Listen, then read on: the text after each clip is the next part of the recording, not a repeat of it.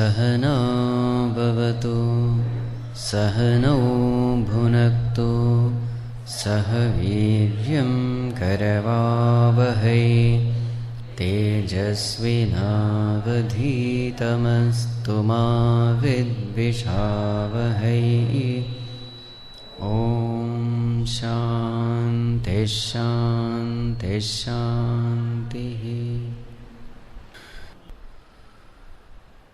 ॐ यं ब्रह्मा वरुणेन्द्ररुद्रमरुतः स्तुन्वन्ति दिव्यैस्तवैः वेदैः साङ्गपदक्रमोपनिषदैः गायन्ति यं सामगाः ध्यानावस्थिततद्गतेन मनसा पश्यन्ति यं योगिनः यस्यान्तं न विदुःसुरासुरगणाः देवाय तस्मै नमः देवाय तस्मै।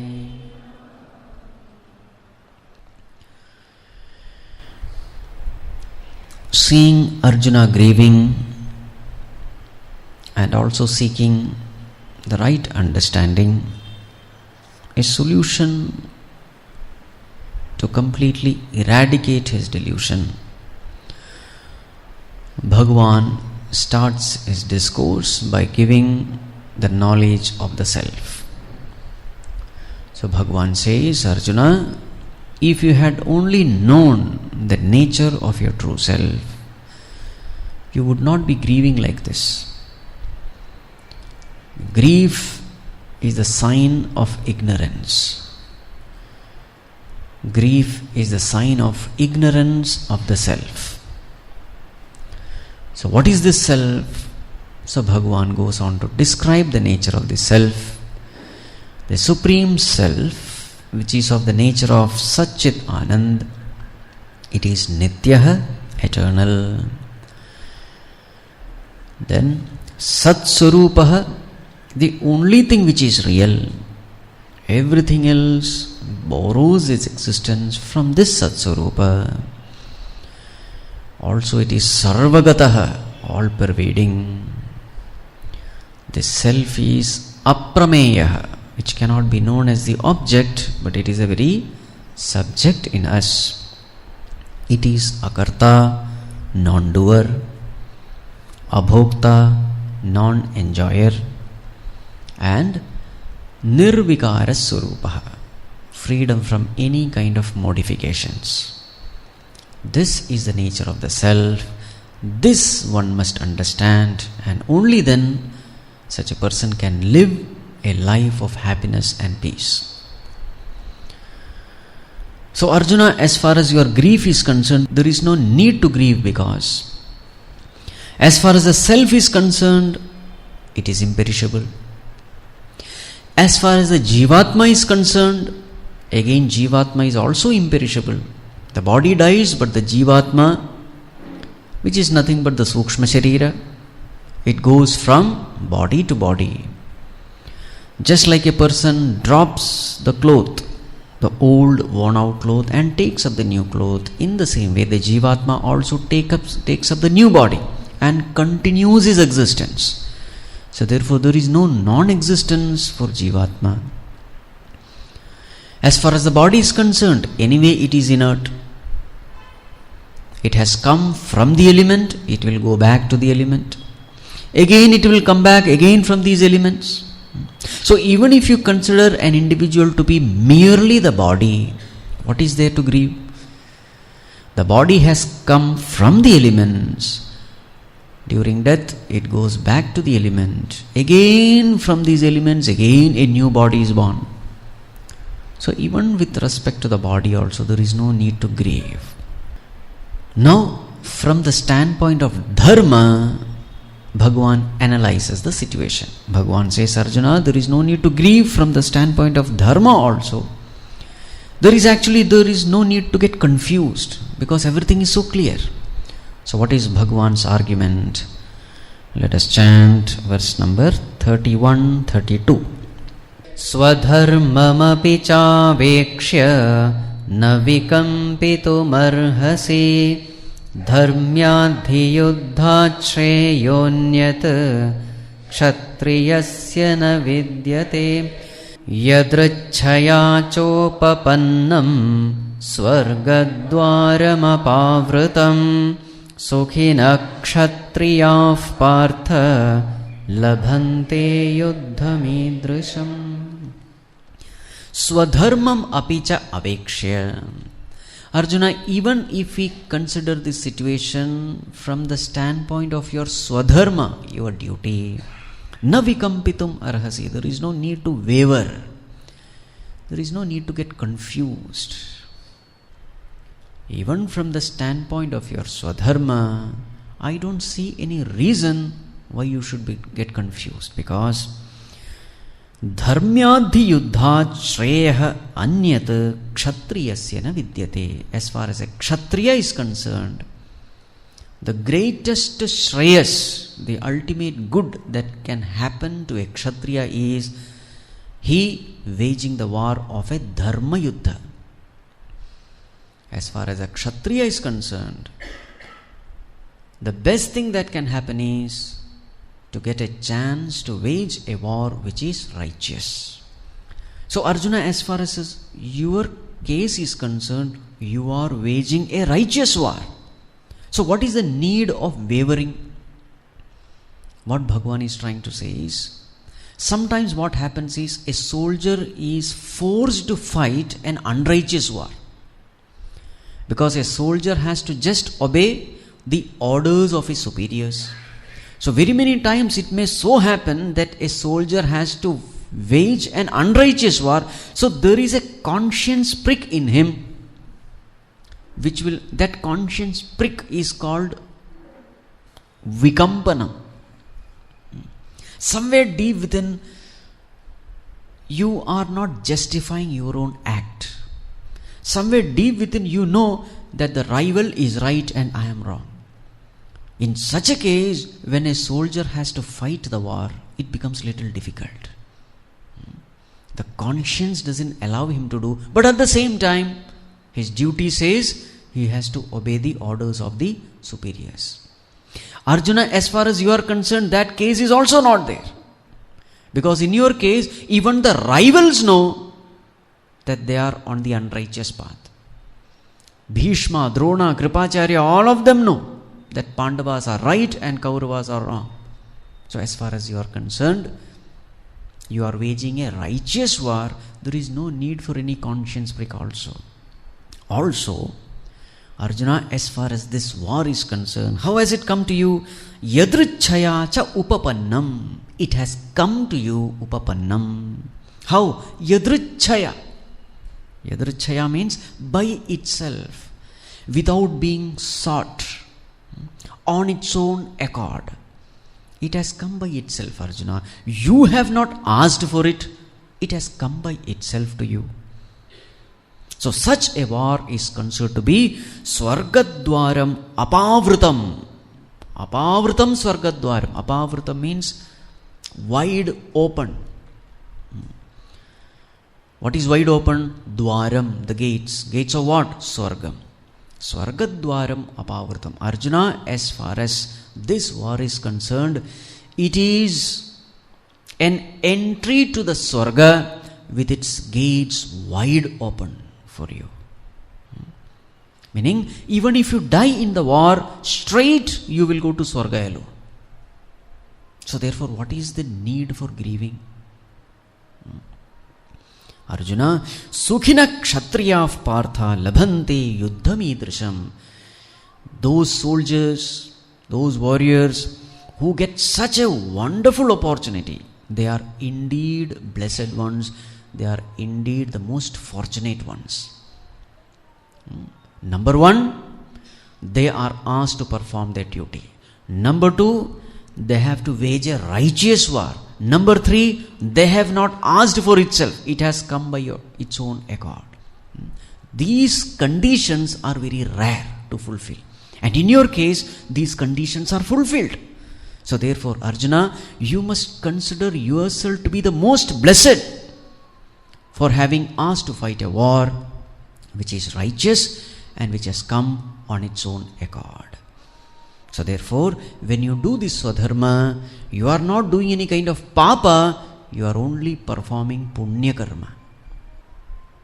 But suppose Arjuna, you step back, deciding not to fight, then what will happen? Next verse. Atha chettvamimam dharmyam sangramam na karishyasi tatasvadharmam kirtim cha hitva papamavapsyasi. Atha chet, in case, tvam imam dharmyam sangramam na karishyasi, in case if you don't fight this war, this righteous war, if you don't fight, then tataha swadharmam kirtim chahitva papam avapsyasi, then you will not be performing your swadharma. Also, kirtim chahitva, because you don't perform your duty, you will only bring ill fame and disgrace to yourself. And this way, papam avapsyasi, you will only attain papam. Not performing your duty, you will attain only papa. So when do we get papa? When, what is called as papa? Papa is that what you are supposed to do, you are not doing, or you do what you are not supposed to do. Both are papa only. When you do what you are not supposed to do, or when you don't do what you are supposed to do, both are papa. So in this case, Arjuna, you are supposed to fight this war, and you are not fighting it, it will only amount to papa. So therefore, it will not take you to Swarga. Also, in this very life itself, you will only bring ill fame to yourself, disgrace to yourself. So now here Bhagavan is clearly making Arjuna understand the pros and cons. If you fight the war, what you will get. If you don't fight, what you will get. In fact, if you don't fight, what you will lose rather. So this is from the dharmic standpoint. From the moral standpoint, Arjuna, you must perform your duty. Now from the worldly standpoint, let us chant 34, 35, 36. Akirtim chapi bhutani kathayishyanti te vyayam sambhavitasya cha kirtihi maranadatirichyate bhayadranaduparatam matsyante tvam maharathaha yesham cha tvam bahumatah bhutva yasyasi laghavam avachyavadascha bahun vadishyanti tavahitaha nindantastava samarthyam tato dukkhataram nukim. Yes. Now from the worldly standpoint, absolutely worldly, laukika drishti, what does Bhagavan say? Arjuna, do you know what will happen if you don't fight the war? Suppose you withdraw, then what will happen? What will be the consequences you will have to face? Akirtim chapi bhutani kathayishyanti te avyayam. All these bhutani, all the people, they will not praise you for your peaceful initiatives, that you did not fight the war. Because of the bad consequences of the war, you stepped back.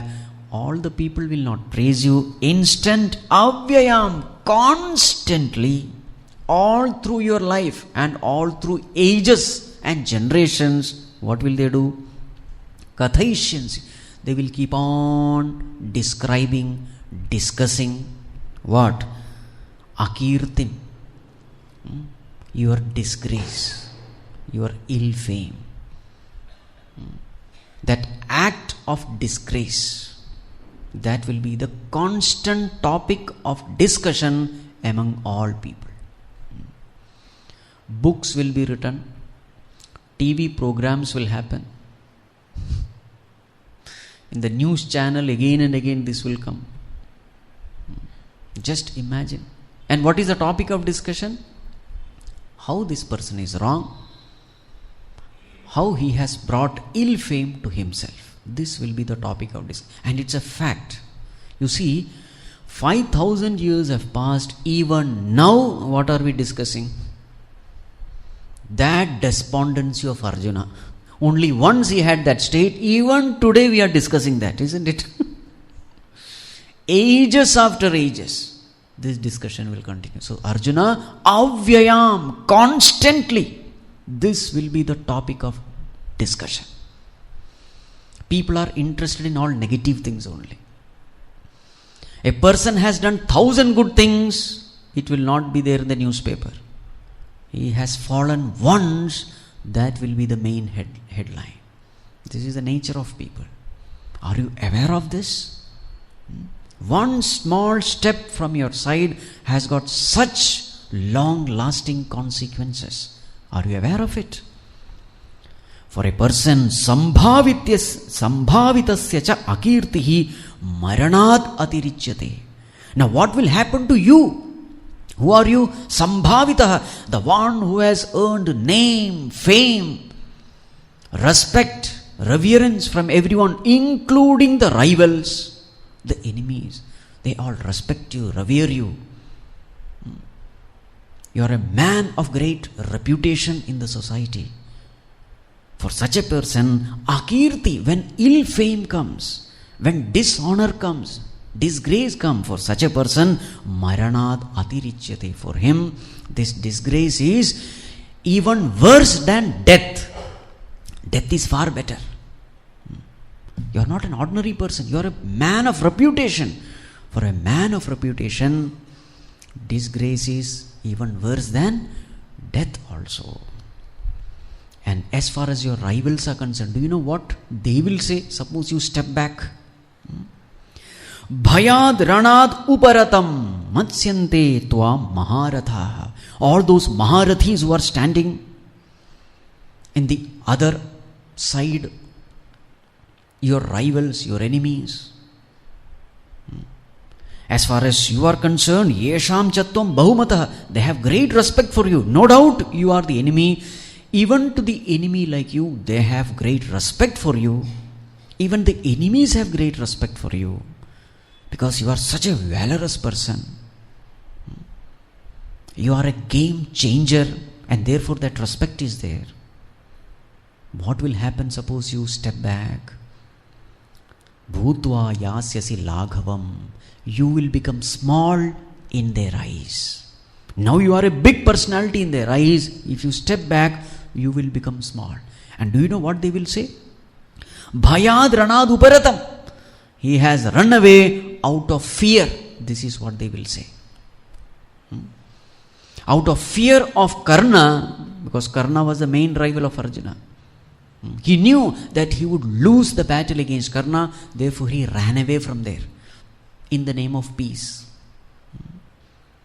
Darpok, a coward, he ran away from war. This is what they will say. They will not appreciate your thoughts of peace and this and that. No way. They will say, you ran away from the battlefield out of fear. And then, avachya vadanscha bahun vadishyanti tava ahitaha. All your ahitas, people who want bad things to happen to you, your enemies, what will they say? They will speak such unspeakable words. Now what is that unspeakable words? You have to just imagine. Swamiji, what is it? The very fact that it is unspeakable means I should not speak. Unparliamentary words will be used against you. Avachya vadan. Nindantas tava samarthyam. Your might, your strength, they will make fun of. They will ridicule your might, your strength. Tato dukkataram nukim. What can be a cause of greater sorrow than that? Have you ever imagined what will happen? Now this is from the laukika drishti, from the very worldly standpoint. Very many times what happens is, ordinary people understand only this worldly standpoint. They will not understand philosophical standpoint or moral standpoint. They will not understand. Adhyatmika drishti they will not understand. Dharmika drishti they will not understand. They will understand this one, laukika drishti. Very many people are doing good only because of this drishti. What will others think of me? What will others talk of me? So at least let me do something good. So Bhagwan is using that strategy also. Arjuna, forget about everything, philosophy, etc.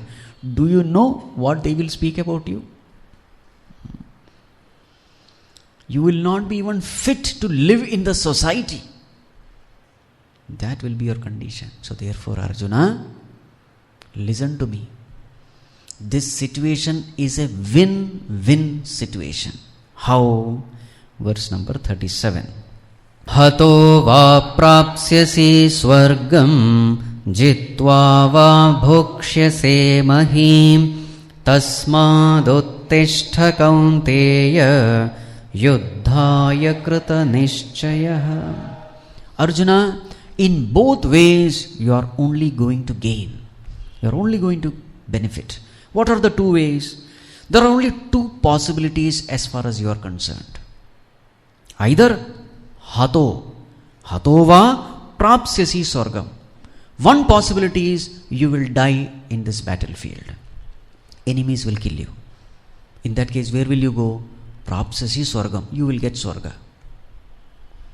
Or the other possibility is you will win the war. Then what will happen? Jitva va bhokshyase mahim. If you win, then you will enjoy this earth, the kingdom, the pleasures, everything. Power, position, everything you will enjoy. So these are the only two possibilities. Either you will die in the battlefield or you will win the battle. If you die in the battlefield, you will straight go to Swarga and enjoy all the pleasures there. If you win the battle, you will enjoy the pleasures here. So in both ways you are going to enjoy. Isn't it? So it is a win-win situation. What was Arjuna's analysis? It is a lose-lose situation. Now see that.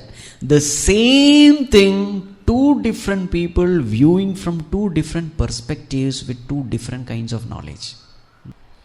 When your understanding is not clear, you see how even a golden opportunity is seen as a crisis. Isn't it? When you have the right understanding, you see how even a crisis is seen as a golden opportunity. What makes the difference? The right understanding makes the difference. Situation is the same, two people analyzing the situation with different understanding. Bhagavan says, Arjuna, you have only to gain. There is nothing to lose. Now here only two possibilities are given. There is a third possibility also. One is either he will die in the battlefield. The second is he will win the battle. There is a third possibility. What is the third possibility? He may lose the battle and be caught as a prisoner. That option also cannot be denied, isn't it? But then Bhagavan doesn't take that option. Why? Arjuna, as far as you are concerned, it is not possible. Because as long as you are alive, you cannot be defeated. That option itself is not discussed. Either you are alive and winning, or you are dead. So therefore, Arjuna, in any case, you are only going to benefit. Therefore, tasmat uttishta kaunteya, O son of Kunti, get up. Yuddhaya krita nishchayah, firmly determining to fight. So even from the laukika drishti also you must fight. From adhyatmika drishti you must fight. From dharmika drishti you must fight. From a laukika drishti also you must fight. Where is the confusion? I don't see any confusion at all. But Arjuna, how you should fight? Even while fighting, How to fight in such a way that your mind is not disturbed at all? I will tell you a technique. What is that technique? A very, very wonderful verse, very practical verse for everyone, irrespective of whether you are spiritual or not. Let us see that verse number 38. Sukha dukkhe same krutva labha labhau jaya jayo tato yuddhaya yujjasva naivam papamavapsyasi. Yes, Arjuna, how you must fight, I will tell you. In this way, if you fight, naivam papam avapsyasi, you will never attain papa, meaning your mind will not be disturbed. Disturbance of the mind itself is papa. What is sin? Disturbance of the mind is sin. Whenever you do sin, what happens to your mind? Disturbed. So, if your mind is disturbed, what does it mean? You are committing sin. Sin and disturbance, they go together.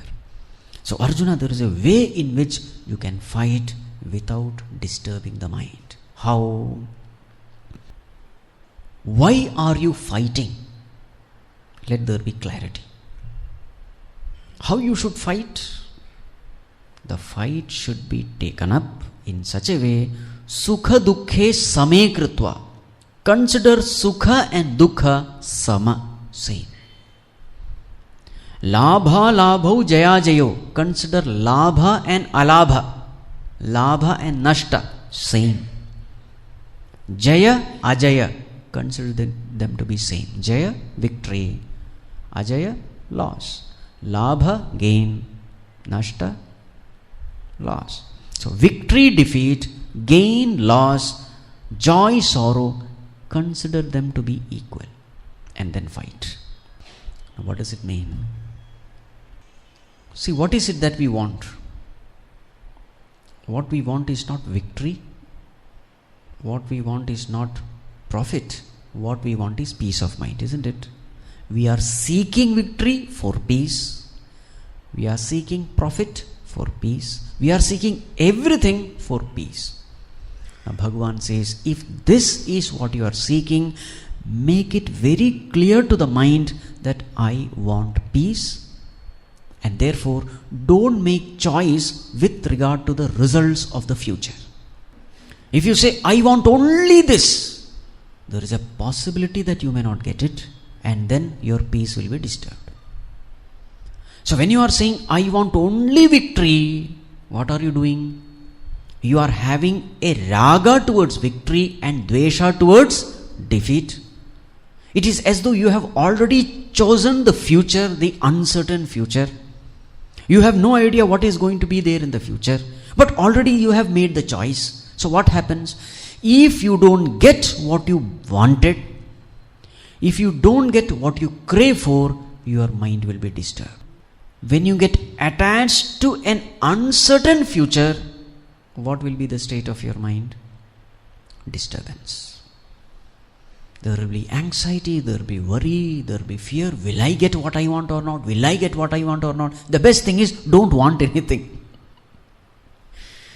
Instead of worrying about some uncertain future, instead of wanting something, drop that want. Because it is this want that creates disturbance. A great psychology. Don't want. Want peace. And for that peace, you don't have to wait for the future. Right now, you can be peaceful. As far as a peace is concerned, you don't have to wait for the future. Right in this moment, you can be peaceful. Make that decision that I want peace. How to practice it? Don't allow the mind to go to the future. Don't allow the mind to go to the past. In the past, you will have only regrets. Drop the regrets of the past and the anxieties of the future. Remain in the present. Drop the excitement of the present also. Excitement is connected to the results of the future. remain in the present. Now, in the present, how you should occupy your mind, because mind wants something. Mind cannot remain idle. So what you should do with your mind? Now the mind cannot escape into the future or the past. It has to remain in the present, but it should be occupied. So what you should do? Yuddhaya yujjasva. Pay attention to what you are doing in the present. Remain consciously aware of what you are doing in the present. Bring the mind there. Bring the mind in the here and now. Remain in the present moment. You practice this and you will find the mind is peaceful. A very practical technique. In fact, this is one of the technique practiced by these Zen masters. In all their stories you will find this. One disciple asked, some seeker asked a disciple of a great master, what do your master do? He is a realized master. What does he do?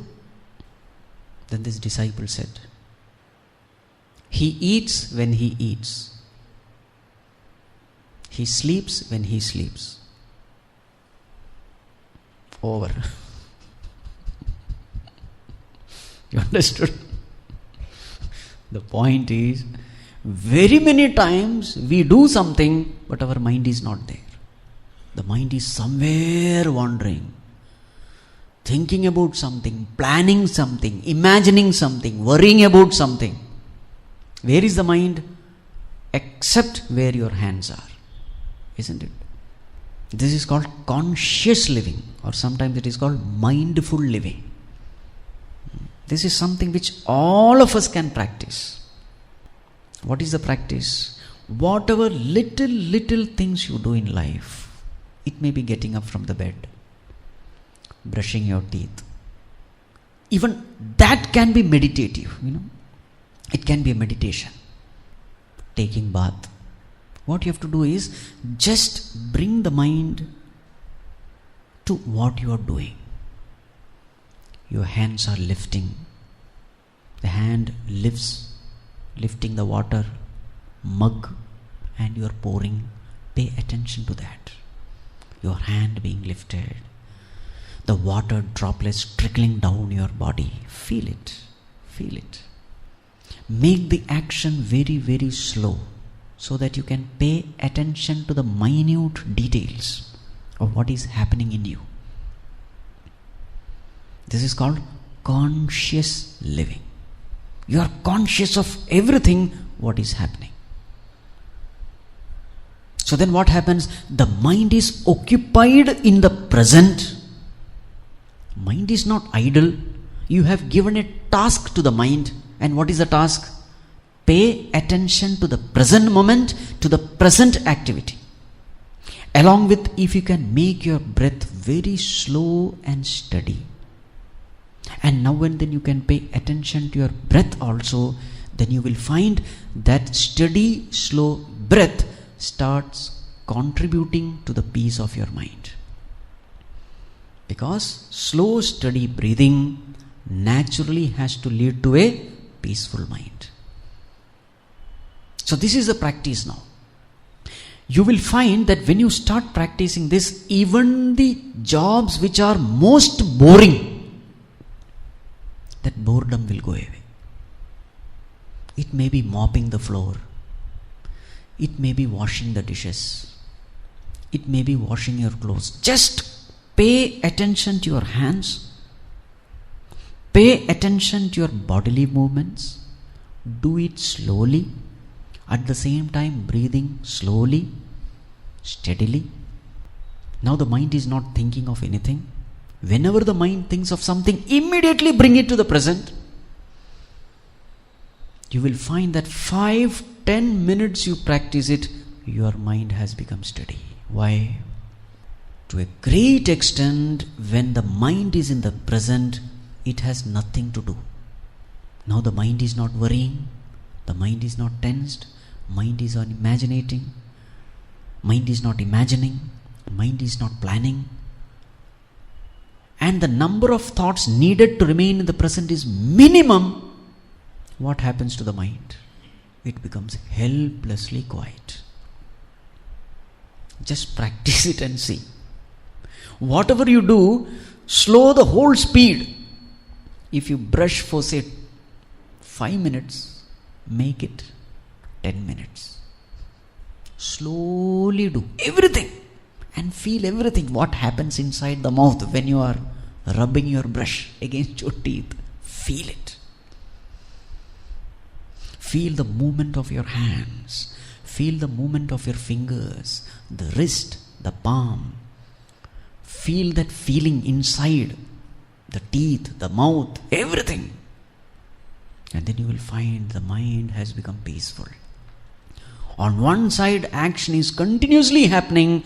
On the other side, your mind is taking deep rest. Then this itself is yoga actually. Very many people think meditation means sit, giving up all your work in a secluded place. Good, that also should be done. But throughout the day, you can't do that.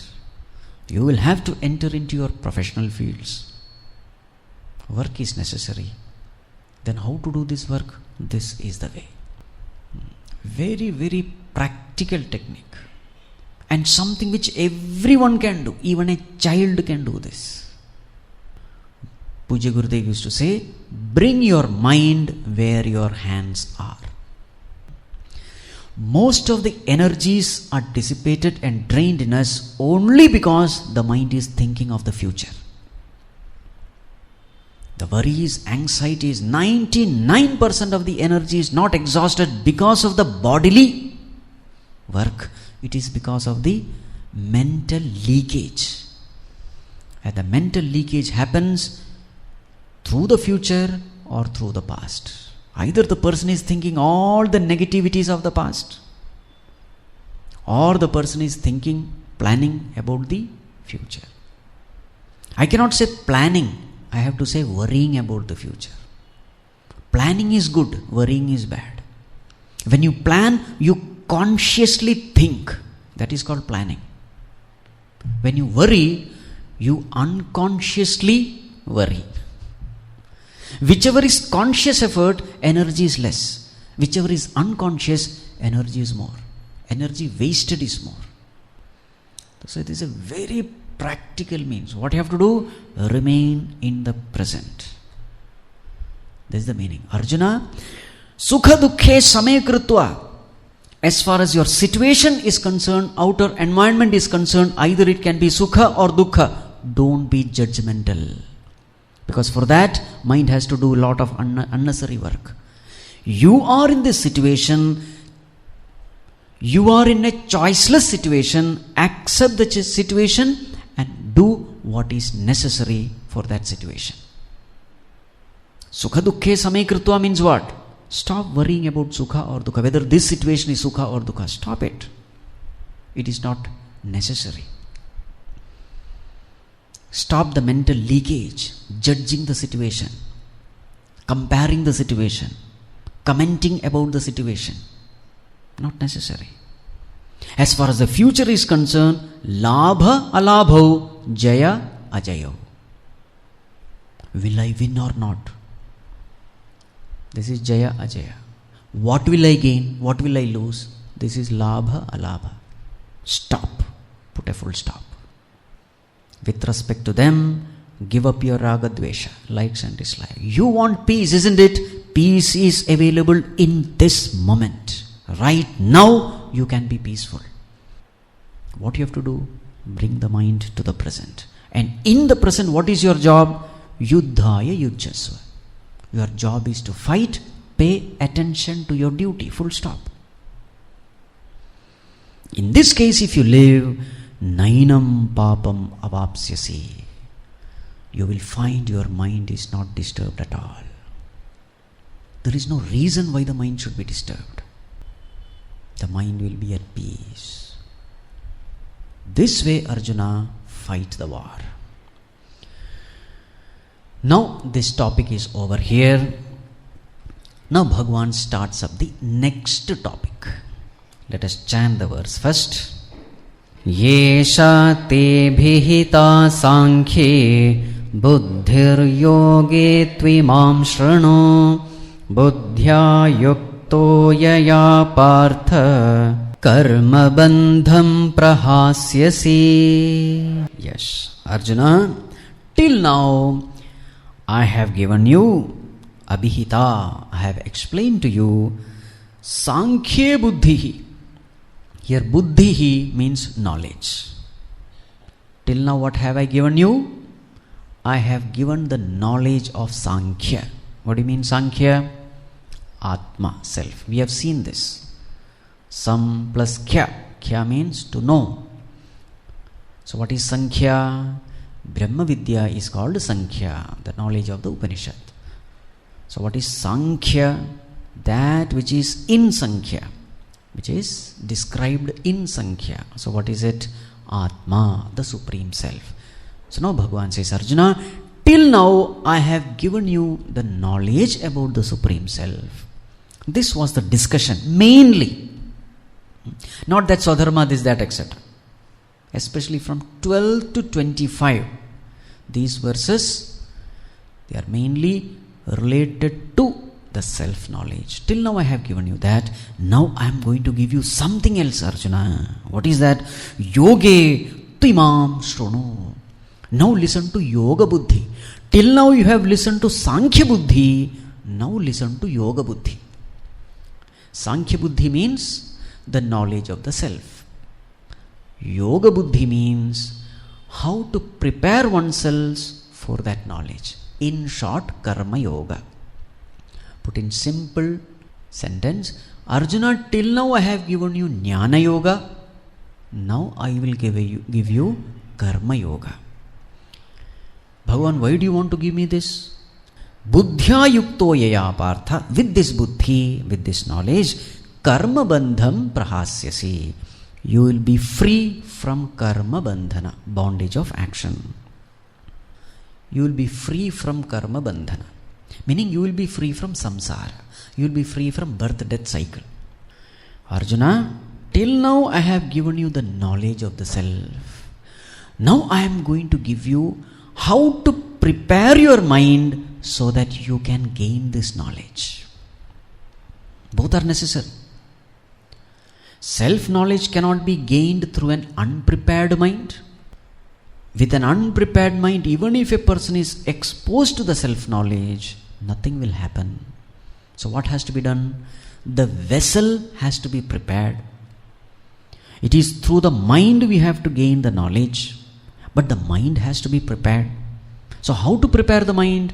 That is the very essence of Yoga Buddhi. That is the very essence of Karma Yoga.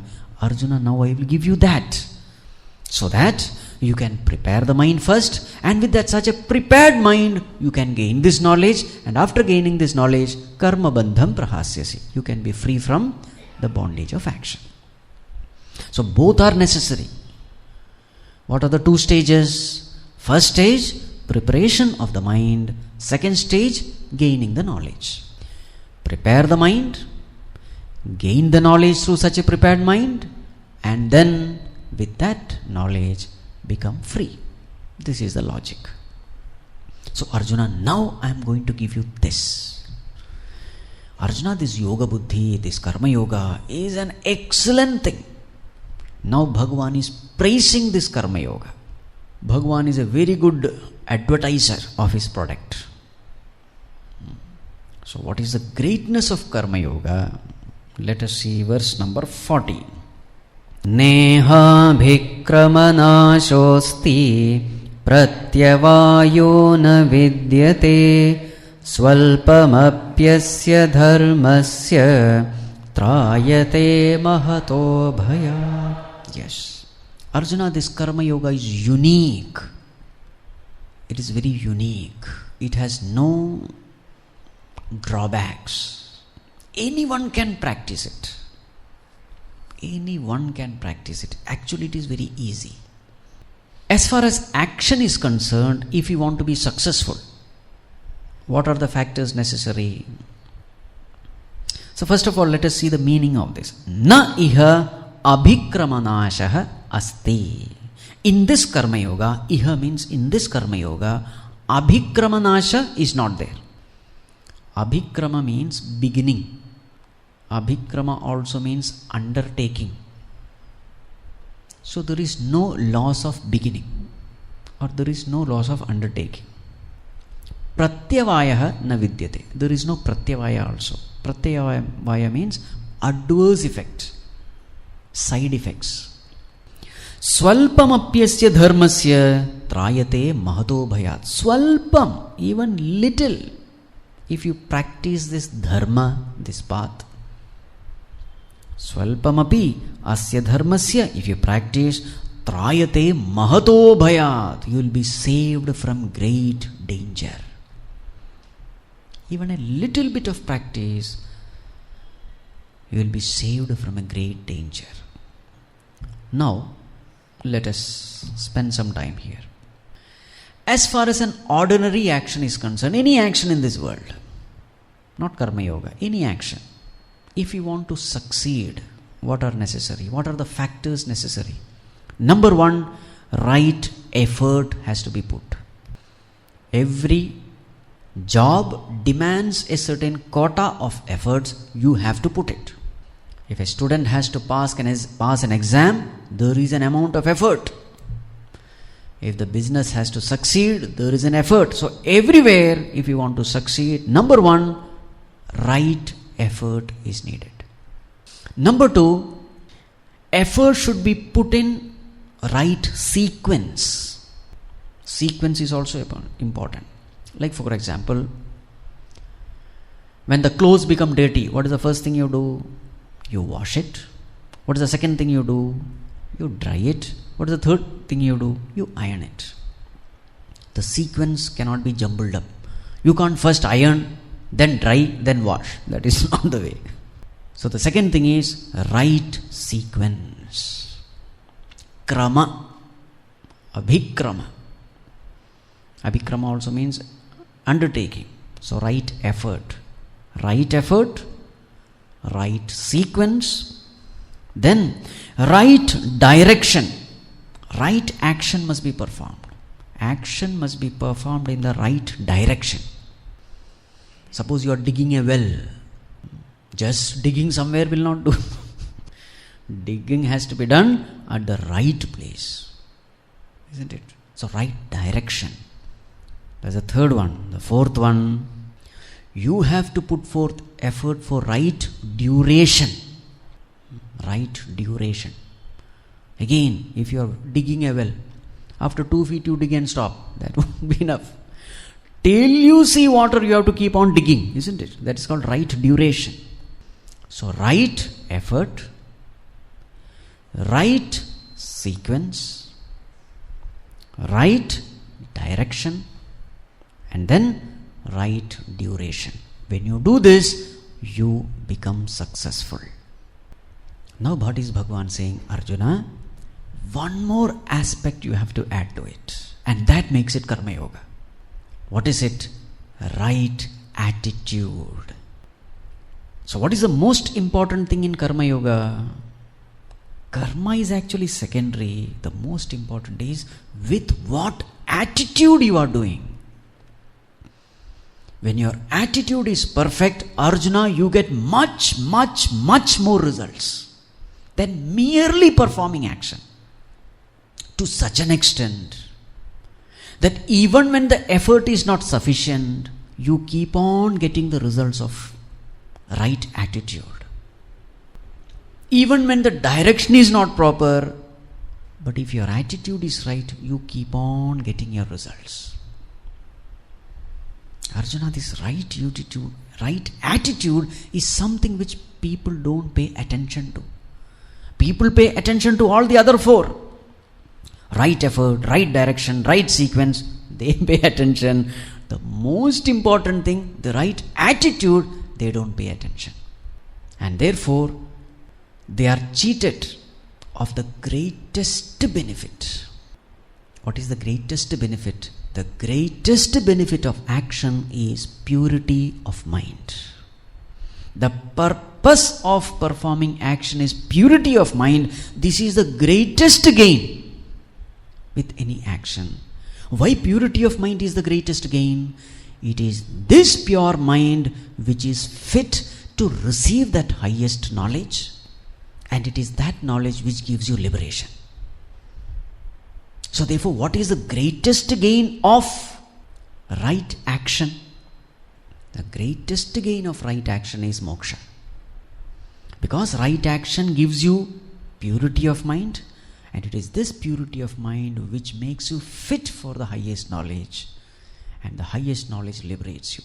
Therefore, Arjuna, you must know this. Merely fighting the war will not do. War has to be fought with the right attitude. Because only the right attitude will purify the mind, will prepare the mind. And as far as the right attitude is concerned, na iha abhikramanasha asti. There is no right sequence and all that. For this right attitude, sequence is not of importance. As far as this right attitude is concerned, pratyavaya is not there. There is no side effects. There is no adverse effects.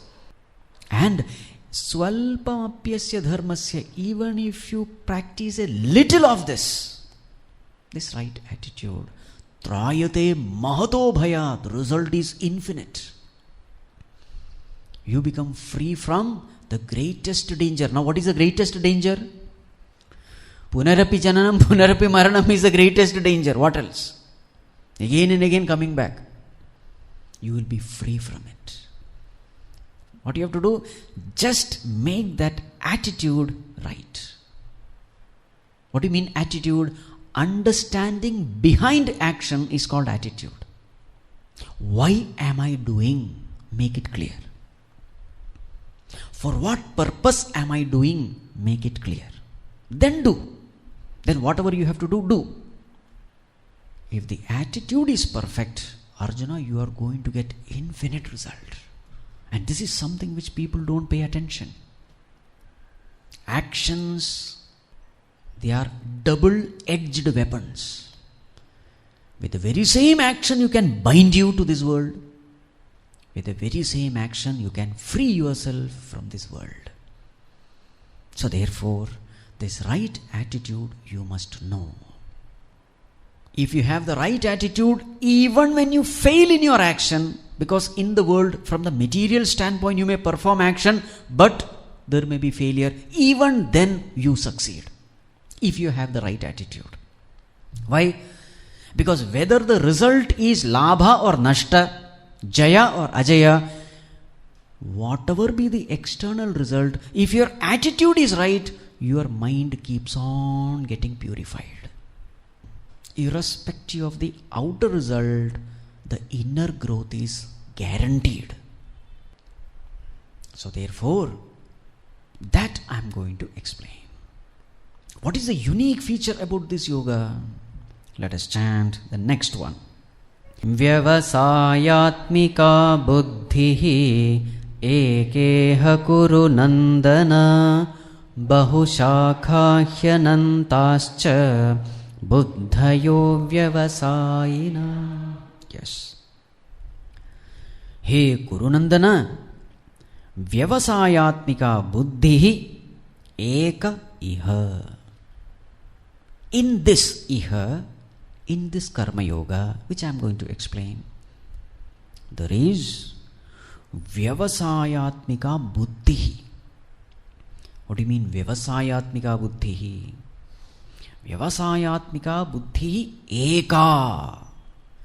Vyavasayatmika buddhi means single pointed conviction of the intellect. Single pointed conviction of the intellect is called vyavasayatmika buddhi. Buddhi means intellect. It is vyavasayatmika. It is convinced about one thing. It is totally convinced. Not so many things, about one thing. Meaning the buddhi is single pointed. So what happens when the buddhi is single pointed? You use your heart and soul to achieve what the buddhi considers right. Your entire personality is involved in seeking what the buddhi considers the highest. This is the benefit. And this karma yoga has it. You become single pointed in life. Your time, your energy, your resources, everything becomes streamlined only in one direction. And therefore, success is guaranteed. What about others who are not practicing karma yoga? Bahushakha hyanantascha buddhayah avyavasainam. For those people whose buddhi is avyavasai, just the opposite. Meaning, just the opposite means what? There is no single pointed conviction. That buddhi values so many things in life. And what is the nature of that buddhi? Bahushakha anantaha. Infinite ways the buddhi goes. And each way has got very many shakhas also, branches. Already the number of ways are infinite. And each way has got so many shakha. That is the condition of a person who doesn't have this knowledge. What about a karma yogi? Vyavasayatmika buddhi. There is a difference between a spiritual and a non-spiritual person. Bhagavan Shankaracharya says, Avyavasainam, he writes, Pramana janita viveka buddhi rahitanam. Beautiful term. Pramana janita viveka buddhi rahitanam. Those people who don't have the viveka buddhi, the right understanding, born out of pramana. What is pramana? What is pramana? We have discussed in 2 days. This is the third day I am asking. Pramana means means of knowledge. And what is the means of knowledge as far as scriptures are concerned? Vedas. Atindriya vishaye vedaha pramanam. So those people who don't have the knowledge of the scriptures, they don't believe in the scriptures, they don't have faith in the scriptures, they are ignorant about the scriptural knowledge as far as they are concerned. So they have not gained this knowledge. They have not studied the scriptures, or they have not listened to satsang, or they have not approached any guru. So therefore, in short, they don't have this knowledge. What will be the condition of their intellect? Bahushakha ananta. Infinite direction that mind will go, seeking happiness from various kinds of things, not searching where actually the happiness is. Whereas a karma yogi is 100% focused. What is it? Now, what does this Vyavasayatmika buddhi mean? We will discuss it tomorrow also. As far as a karma yogi is concerned, he is very clear where to seek happiness. Where does he seek happiness? Not outside, but inside. Happiness is my nature. I have to seek it in my own self. And if I am not finding happiness in myself, it is not because happiness is not there, it is only because the mind is not prepared. So therefore, if I want to seek happiness, what should I do? Prepare the mind and seek it. So therefore, this is called Vyavasayatmika buddhi, single pointed. So if I am not finding happiness inside, I will not search it outside because I know it is not there. How do you know? Pramana janita buddhi is there. Pramana janita buddhi means what? He knows it because the scriptures say it. And if the scriptures have said it, it has to be right. This is called pramana janita. Shraddha is there, faith is there. If the scriptures say happiness is not in the outer world, it is not in the outer world, full stop. So if I am not finding it inside, there is some problem with the instrument with which I am seeking. The instrument is the mind. The mind is unprepared. So therefore, what will this karma yogi do? He will make his mind fit for the reception of that knowledge. Now this is called single pointed effort. There is no distraction there. He's very clear. Even when he's disturbed, he's clear. That's the beauty. I'm not happy because my mind is not prepared. He will not say, I'm not happy because I don't have that, I don't have this. No. I'm not happy because I have not prepared my mind. This is Vyavasayatmika Buddhi. What about others? When they are not happy, they will have thousands of reasons why they are not happy. Maybe I don't have that, that is why I am not happy. Maybe I don't have this. Every time they get it, they have 1,000 other reasons why they are not happy. This is called Bahushakha Ananta. And that is why they have that many births also, remember. Ananta Koti birth goes on and on and on. Infinite number of birth. Why? Every time you are projecting the happiness outside, you are not seeking where it is, you are seeking where it is not. More of it we will see tomorrow. Om Sarve Bhavantu Sukhinah Sarve Santu Niramayah Sarve Bhadrani Pashyantu Ma Kaschit Dukkha Bhag Bhavet Asato Ma Sadgamaya Mrityorma Amritam Gamaya. Om Shanti Shanti Shanti. Hari Om Shri Gurubhyo Namaha. Hari Om.